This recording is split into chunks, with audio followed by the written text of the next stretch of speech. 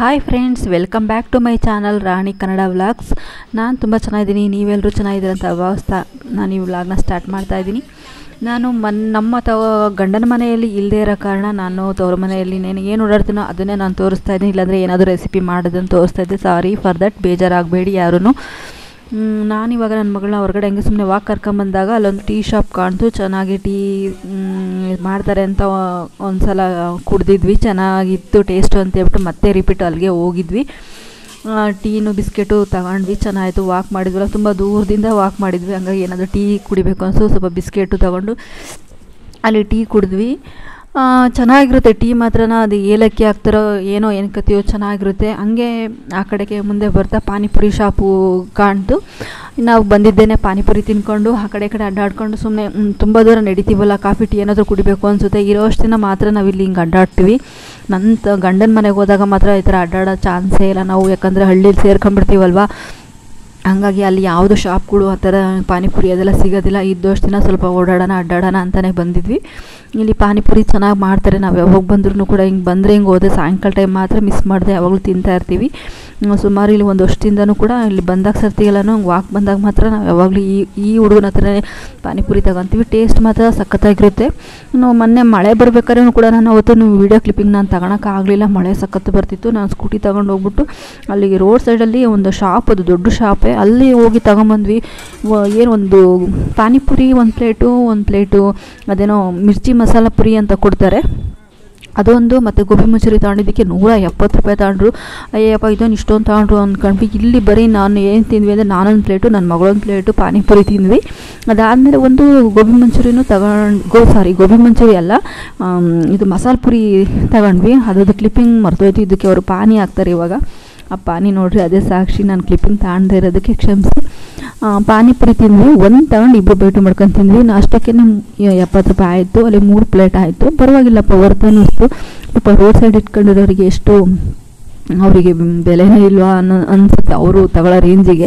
ಬರೀ ಅವರು 3 ಐಟಮ್ ತಗೊಂಡಿದ್ದಕ್ಕೆ 170 ರೂಪಾಯಿ ತಗೊಂಡ್ಬಿಟ್ರು. ಅವ್ರು ಏನು ಅಂಗಡಿ ಇಟ್ಟಿದ್ದಾರೋ ಅಥವಾ ಏನೆಲ್ಲದು ಜನಗಳನ್ನ ಆಳೋ ಥರ ಇಟ್ಟಿರ್ತಾರಲ್ವ, ಅವ್ರಿಗೆಲ್ಲದಕ್ಕೂ ಸೇರಿಸಿ ಟ್ಯಾಕ್ಸ್ ಹಾಕ್ತಾರೆ.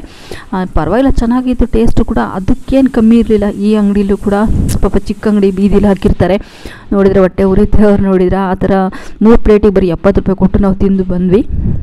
ಹಂಗೆ ಇಲ್ಲಿ ಅಂಗಡಿಯಲ್ಲಿ ಚಿಪ್ಸ್ ಚೆನ್ನಾಗಿರುತ್ತೆ. ನಾವು ಯಾವಾಗಲೂ ಬಂದು ಈ ರೇಷನ್ ಅಂಗಡಿ ಬರ್ತೀವಿ, ಚಿಪ್ಸ್ ಹಂಗೆ ಅಂದವೇ ಚಿಪ್ಸ್ ತಗೊಂಡೋದ್ವಿ. ತುಂಬ ದೂರ, ಮನೆ ಹತ್ರ ಯಾವುದೂ ಅಂಗಡಿ ಇಲ್ಲ. ಹಂಗಾಗಿ ನಾವು ಈ ಕಡೆ ಬಂದರೆ ಏನಾದರೂ ತಿನ್ನೋದಕ್ಕೆ ಅಥವಾ ತಿಂದೋಗೋದು ಅಥವಾ ಟೀ ಕಾಫಿ ಕುಡಿದೋಗೋದು, ಕುಡಿದಲ್ಲೇ ಹೋಗಲ್ಲ, ಯಾಕಂದರೆ ನಡ್ಕೊಂಡು ಹೋಗ್ತೀವಲ್ವ.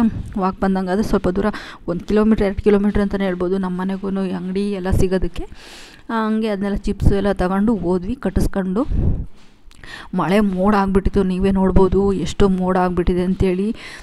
ಇವತ್ತು ಹೇಳಬೇಕು ಅಂತಂದರೆ ನಾನು ವ್ಲಾಗ್ ಎಡಿಟ್ ಮಾಡಬೇಕಾದ್ರೆ ಮಾತ್ರ ಇನ್ನೂ ಮಳೆ ಸಖತ್ತಾಗಿ ಜಿನಿ ಸಖತ್ತು ಮಳೆ ಹೋಯ್ಕೊಂಬಿಡ್ತೀವಿ ಬಸ್ಸಲ್ಲಿ ಬರುವಾಗ. ನಮಗೆ ಇಲ್ಲಿ ಹಂಗೆ ಆನ್ ದ ವೇ ಬರ್ತಾ ಯಾವುದೋ ಒಂದು ರೋಡಲ್ಲಿ ಹೊರಗಡೆ ಕಾಂಪೌಂಡಿಂದ ಆಚೆಗೆ ಒಂದು ಗುಲಾಬಿ ಗಿಡ ಹಾಕಿದ್ರು. ಎಷ್ಟು ಚೆನ್ನಾಗಿದ್ದು ಗುಲಾಬಿ ಗಿಡ, ಹಳ್ಳದಾಗಿನ ಎಷ್ಟು ಚೆನ್ನಾಗಿತ್ತೋ ಗೊತ್ತಿಲ್ಲ.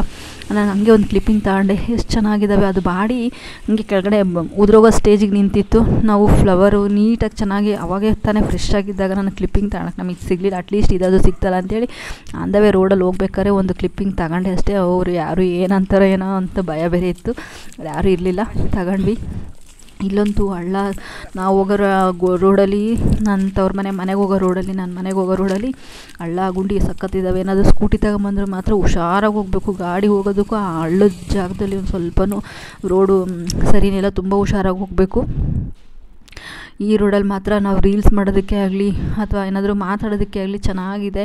ಇಲ್ಲಿ ಮಾಡೋಣ ಅಂದ್ಕೊತೀನಿ, ಹಂಗೆ ಅನ್ಕೊಂಡು ಸುಮ್ಮನಾಗ್ತೀನಿ, ರೀಲ್ಸ್ ಎಲ್ಲ ಮಾಡೋಣ ಅಂತ. ತೆಂಗಿನ ಮರ ಥರನೇ ಇದ್ದಾವೆ, ಬಟ್ ಅದು ತೆಂಗಿನ ಮರ ಅಲ್ಲ, ಶೋ ಗಿಡಗಳು. ಎಷ್ಟು ಚೆನ್ನಾಗಿ ಮಾಡಿದ್ದಾರೆ ಅಂದರೆ ರೋಡಲ್ಲಿ ನೋಡೋದಕ್ಕೆ ಒಂದು ಕಣ್ಣು ತುಂಬಿ ಬರುತ್ತೆ.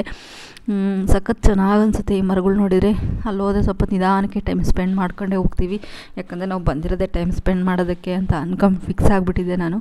ಅದಕ್ಕೆ ಆದಷ್ಟು ಎಷ್ಟಾಗುತ್ತೋ ಅಷ್ಟು ಓಡಾಡೋದು, ಸುತ್ತಾಡೋದು, ಇದನ್ನೇ ಮಾಡ್ತಾಯಿರ್ತೀವಿ. ನಿಧಾನಕ್ಕೆ ಹೋಗ್ತಾ ಇಲ್ಲ ನನ್ನ ಮಗಳನ್ನೆಲ್ಲ ವ್ಯೂ ಎಲ್ಲ ನೋಡ್ಕೊಂಡು ಎಂಜಾಯ್ ಮಾಡ್ಕೊಂಡು. ಹಾಗೆ ಆನ್ ದ ವೇ ಹೋಗ್ತಾ ಇಲ್ಲೊಂದು ತಂಗಟೆ ಗಿಡ ಅಂತ ನಾವು ಹೇಳ್ತೀವಿ, ನಮ್ಮಮ್ಮ ಅಪ್ಪರು ಹೇಳಿದ್ದು ಈ ಗಿಡ ಹೆಸರು ತಂಗಟೆ ಗಿಡ ಅಂಥೇಳಿ. ಅದೇ ನಮ್ಮ ಅಮ್ಮನ ತಂಗಿಯೊಬ್ಬರು ಹೇಳಿದರು, ಅವರೂರಲ್ಲಿ ಇದು ತಂಗಟೆ ಗಿಡ, ಈ ಗಿಡನ ಎಲೆಗಳನ್ನ ಕಿತ್ಬಿಟ್ಟು ಟೀ ಮಾಡ್ತಾರಂತೆ. ಅದೇ ನಿಜನೋ ಎಷ್ಟು ಮಟ್ಟಿಗೆ ನಿಜನೋ ಏನೋ ಗೊತ್ತಿಲ್ಲ. ಈ ಎಲೆ ಸೊಪ್ಪು ಹಾಕ್ಬಿಟ್ಟು ಟೀ ಪುಡಿ ಹಾಕಲ್ಲ, ಹಾಲು ಸಕ್ಕರೆ ಹಾಕ್ಬಿಟ್ಟು ನೀರು ಹಾಕ್ಬಿಟ್ಟು ಈ ಎಲೆ ಇದ್ದಾವಲ್ಲ ಹೂವು ಫ್ಲವರು ಲೀಫ್ಗಳು ತಗೊಂಡ್ಬಿಟ್ಟು ಎಲೆ ತಗೊಂಡ್ಬಿಟ್ಟು ಟೀ ಪುಡಿ ಬದಲು ಇದನ್ನ ಹಾಕ್ಬಿಟ್ಟು ಕುಡಿತಾರೆ ಅಂತ ಹೇಳಿದರು. ನನಗೆ ಇದೆಷ್ಟರ ಮಟ್ಟಿಗೆ ಸತ್ಯನೋ ಏನೋ ಗೊತ್ತಿಲ್ಲ, ನಾನು ಎಂದೂ ಅದು ಟ್ರೈನೂ ಕೂಡ ಮಾಡಿಲ್ಲ. ಇವೆಲ್ಲ ಬೇಲಿ ಕಡೆಗೆಲ್ಲ ನನ್ನ ಮಗಳು ಸ್ಕೂಲಿಗೆ ಹೋಗ್ಬೇಕಾದ್ರೆ ಅದೆಲ್ಲ ಗಿಡಗಳು ನಾನು ನೋಡ್ತಾಯಿದ್ದೆ. ಇದು ಆವಾಗ ನಾವು ಶಾರದಾ ಪೂಜೆಗೆಲ್ಲ ಹಾಕ್ತಾಯಿದ್ವಿ. ಈ ಥರ ಎಲೆನ ಹೆಸರು ಬರೆದ್ಬಿಟ್ಟು ಫ್ಲವರೆಲ್ಲ ಅಲಂಕಾರ ಮಾಡ್ತಾಯಿದ್ವಿ. ಈ ಗಿಡ ಅಂತ ತೋರಿಸ್ತಾ ಇದ್ಲು ನನಗೆ. ಹುಷಾರಮ್ಮ, ಅಲ್ಲಿ ಹುಳ ಉಪ್ಪೆ ಇರ್ತವೆ ಅಂತ ಹೇಳಿದೆ. ಓಕೆ ಫ್ರೆಂಡ್ಸ್, ನಾನು ಈ ವಿಡಿಯೋನ ಇಲ್ಲಿಗೆ ಎಂಡ್ ಮಾಡ್ತಾ ಇದ್ದೀನಿ. ನನ್ನ ಈ ವಿಡಿಯೋ ನಿಮಗೆ ಇಷ್ಟ ಆಗಿದ್ದರೆ ಲೈಕ್ ಮಾಡಿ, ಶೇರ್ ಮಾಡಿ, ಕಮೆಂಟ್ ಮಾಡಿ, ಹಾಗೆ ಸಬ್ಸ್ಕ್ರೈಬ್ ಆಗೋದನ್ನು ದಯವಿಟ್ಟು ಮರಿಬೇಡಿ ಅಂತ ಹೇಳ್ತಾ ಮುಂದಿನ ವ್ಲಾಗಲ್ಲಿ ಸಿಗ್ತೀನಿ. Okay bye, take care, love you all.